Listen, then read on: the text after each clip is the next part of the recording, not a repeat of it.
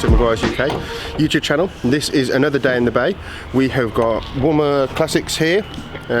Rich is back, so we had him with the Austin A30, thank you. A30 here before. He's now got a classic Volvo that's going to go on a round the world rally. They've been preparing it, and before the owner sees it, it's got some faded red paint on it, so we're just going to have a little look, see what we can do with it. Oh, if only you could smell it on there. It smells so classic racing. All the oil. Hi Rich. Hi guys. So this is a Volvo PV544 Sport. This particular car has been prepared to go around the world next year, as in from London all the way around to London again. This is mid to late 50s. Okay. Fully jacked up, twin dampers front and rear, skid plates underneath. That's the same. Cage. And did you prepare this? Is this your preparation? Yes. Yeah. So this is all prepared back at the workshop. Which is Woolmer Classics Engineering. Ah, good plug. It now just needs kind of the final touches, really, and that's where you guys come in. Way. It's very old and faded. Look at that. So because the car's only been worked on in the garage, you can see it's not muddy. It's just got a light dust on it, some bodywork, some fingerprints. So we're going to waterless wash and wax it down and inspect the paintwork and see what we've got to attack. You like that, don't you? He knows how bad it is, that's why he's saying that. So yeah, we'll get about getting a clean.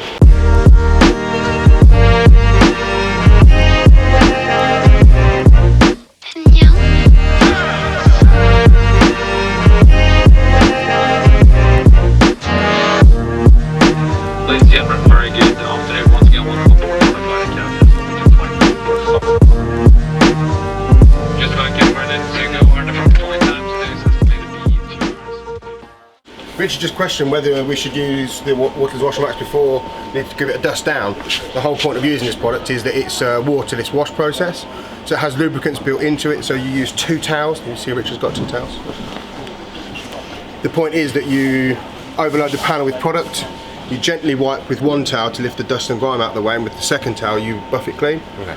So it's a cleaning process. It comes with a common sense tag, so if the car was muddy and gritty, we'd have to wash it with water. Yeah. But this is exactly what that product's designed for. So the first plan of attack. Well, I think the bonnet, Rich has mentioned, so if you have a little look round at different stages of either a restoration or some work's been done, the particular panel that's either been restored or bolted on has been painted at that particular time. So you'll see different colour reds, so obviously there's not a lot we can do about that. I'm guessing the roof and the slam panel and the shell is original colour, so it's faded quite a lot, so we're going to try and rejuvenate some of the colour with that. Straight off we're just going to go with Ultimate Compound and a yellow polishing pad and see what we can do. Then there's just some wear and tear. So I think what we're going to do first and foremost is clay it, then whilst the guys, I'll start doing some bits, get the guys doing the clay, and then I'll just do some test panels and see how we go on. Please, right turn after departure, about Crystal to 36,000 feet.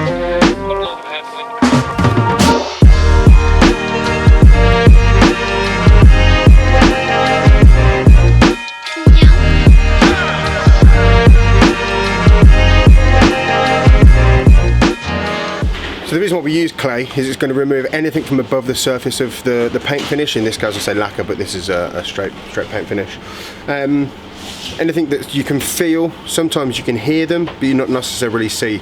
So it can be tree sap, industrial fallout, anything that's basically compromising the upper surface. What we want to be doing is bringing back to life the paintwork, and any contaminant that sits between them, the ultimate compound needs to fight its way through there. So if you remove everything from above the surface of the lacquer, ultimate compound can concentrate on the job it's got to do, and that's bringing back the colour to the paintwork. A lot of people are nervous about using clay. Some people have it and have never used it. I think it's important to talk. It's fingertip pressure only. It's kind of sensory, so as you're passing it over the surface of the paintwork, you'll notice less resistance. So it's nice and simple. You've just seen the dirty piece that I've got. I need a clean piece of clay. You spray the detailer that's running out. You can't have enough detailer. Some people you want to use water, but water's quite harsh, and it will assist with any marring that's going to happen if it's happening. So we always choose something that's got the lubricant in it, the lubricity of a detailer. Spray the panel, spray the detailer, and it's fingertip pressure only. Now we say to work in a uniform fashion. So if you go left to right, up and down in a cross-hatch motion, that way you cover everything. You can hear that.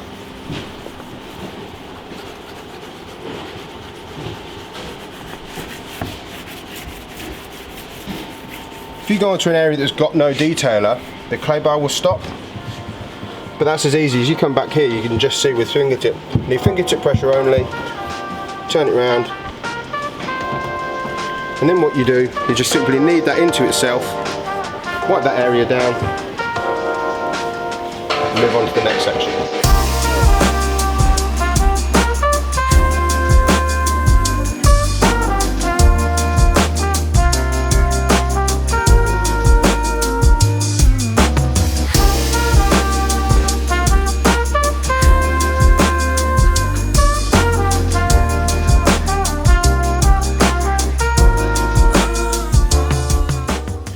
The car's now all clayed down. We clayed the windscreen, we clayed all the glass. It was pretty grimy. We're now just going to go straight in. We always recommend to use the softest approach first. Obviously it looks like it's pretty bad, but we don't know how the paint's going to react. So for us, our softest approach is ultimate compound with our yellow polishing pad. I'm not going to prime it, I just want to work the panel, see how it reacts, and then when we move on from there, if it works, then we get the guys on with the machine. The beauty of having these guys in again, they've used the tools, they know what they're doing. See? But it's just down to us to make sure we know what we're doing with the systems that we're going to use. So we'll see how we go. I've always been told to actually spray the pad with water as well to keep it damp. Good question. Through the Meguiars systems, you don't do that. There's lubricants built into the product. The reason for it is that water is actually a conductor of heat too, so it will compromise your cutting ability. With other series of compounds that do just say spray on the water and keep going, there's two reasons. One, you're actually accelerating the cut process with the water, but two, you're not assessing the paintwork. So we've got lubricants built into our systems that you do 2 to 3 passes, wipe off, assess it, because you might have fixed the problem, we don't know yet. If you keep spraying water and keep working, you don't know what you're doing, and actually with the water you're accelerating that cut process as well. So it's always, for us, it's soft approach, wipe it down, see how you get on. If you then need to change it, you go to a more aggressive system. That's why we don't ever have spray water mid-go.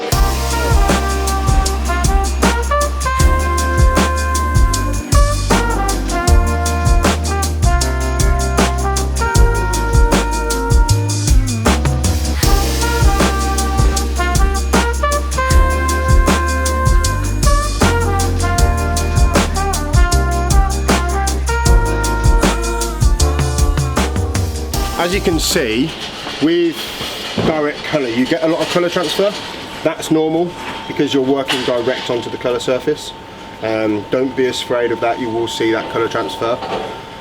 You just need to be mindful of the beast that you're working with. So the pad can get quite loaded up, so I always say after you can kind of see the pad lightening there. After you've done one section, just give it a wipe over. That'll pull some of the paint that's in there and the product out away from the pad. Dab the paintwork out, so we'll just work on this section. So I'll do 1, 2, 3, 4, yeah. Right, so now pad on the panel. Yeah, that's it. What you're doing with this section is there's 2 stages. You're applying the product equally, and then you're going to work it. Okay. So when you apply it, machine on the panel, hold the top here, you've got pull the trigger, and there's a lock thing there as well, so you can pull the trigger with up your fingers and lock it with the thumb, so you don't have to continuously hold it. Oh. Fantastic. Now? Yep.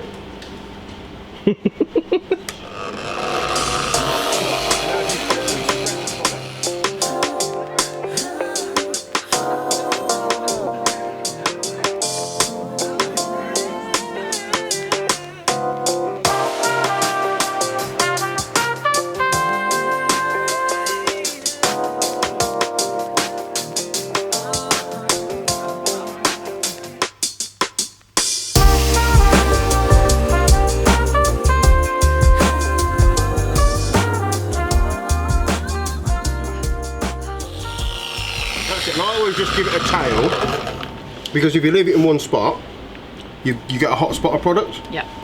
So while you work. It doesn't matter how it just... Nope. Go. So the paintwork's quite heavily swirled, but you can see we've made an improvement on the colour and on some of the swirl. It's a nice 50-50 from here, Pat. Easy. You've got just the right speed as well, so like a lot of people tend to go really quickly on them, and then the mistake is, oh, quickly do this car or this panel. You have to probably have a second revisit because they've gone over it too quickly. So literally is slow the movement right down to how you were. I'd be happy to go at that again if I were you. Yeah. What you start to see now is if you go from this side where you've got like a forest of swirl marks, you start to see a few of the bigger ones. Yeah. So I'd wipe off some of the excess with the towel, dob the panels on, 3 passes, and then see where you are. Give me a shout. I'll start on the roof and we'll meet in the middle. Okay.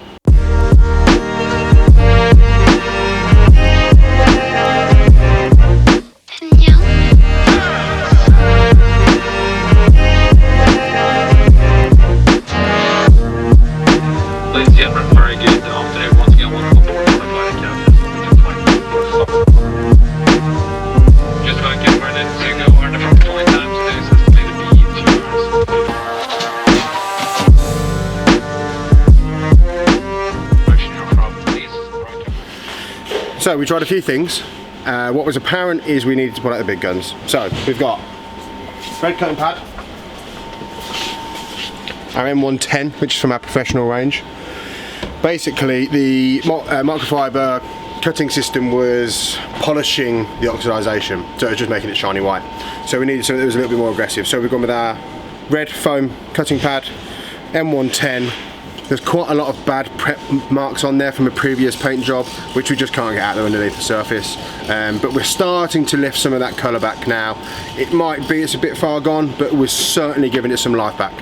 So as mentioned earlier on, we're using M110 for the roof. If you take a little closer look at this, you can see where the paint's been badly prepped before. It probably gives an understanding as to why it's oxidised so much. So what we're really trying to do is get rid of some of this real tougher, oxidised, watermarked, dry paintwork and just rejuvenate it. You can see the marks there, and as you come back down, we've not waxed this yet. I'm just progressively working up the roof with 110 as Rich and Amy are working with Ultimate Compound on the yellow pad around the car and the other newer bits. Then we'll give the car a whole wax over with the 3-in-1 wax.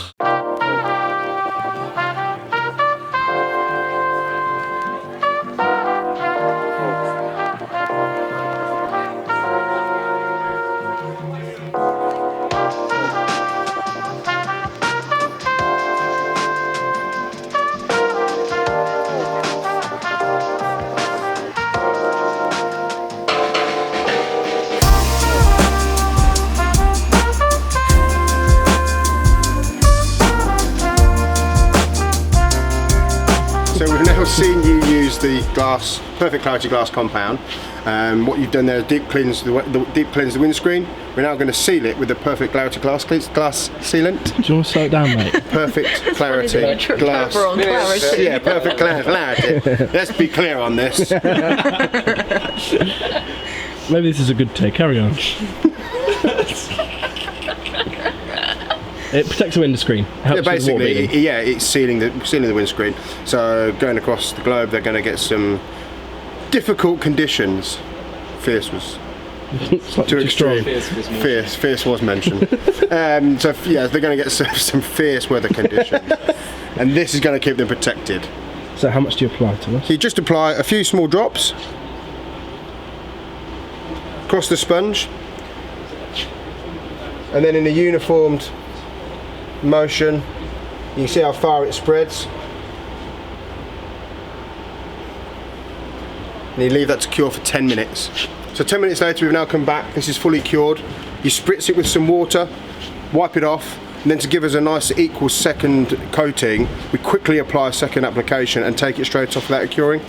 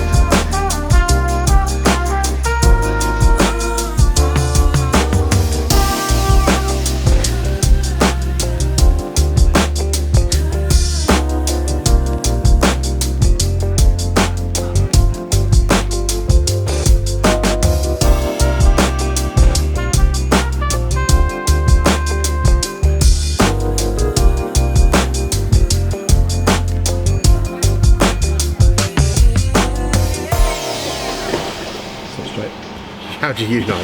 Mate, your player sticker's not straight. What have we learnt today? So we've learnt how to restore faded old red paint and new best of our red ability. paint. The best of our ability is the car has been neglected in parts and lovingly restored in others. So we've now brought it back to life, given us some red, ready to go around the world. Ready. Ready. See what I did there? I didn't. That I wasn't didn't. smart.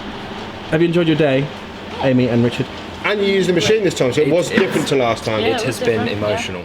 If you've liked the content today, like, share and subscribe it. Subscribe. Team Tom. That was wrong video. Thanks for watching. Another day in the bay.